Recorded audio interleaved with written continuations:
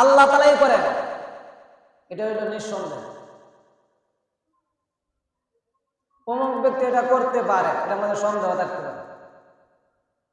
এজন্য আল্লাহ পাক রব্বুল আলামিন আয়াতে বলেছে ইন্নী জানান্তু মানে আমি অবশ্যই বিশ্বাস করেছি, আন্নী মুলাকিন হিসাবিয়া, কিয়ামতের দিন আল্লাহ তাআলা আপনাকে আমাকে আল্লাহ তাআলার সম্মুখী হতে হবে, আল্লাহ তাআলার কাছে সাক্ষাৎ করতে হবে, এটা আমি বিশ্বাস করেছি।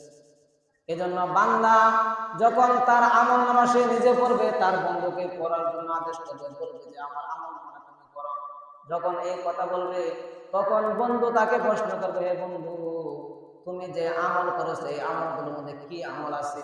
তখন বান্দা বলবে ইন্নী যানানতু আন্নী মুলাকিন হিসাবিয়া। তখন ওই বান্দা বলবে যে আমি দুনিয়াতে থাকা অবস্থায় আল্লাহর প্রতি কোনো সন্দেহ ছিল না,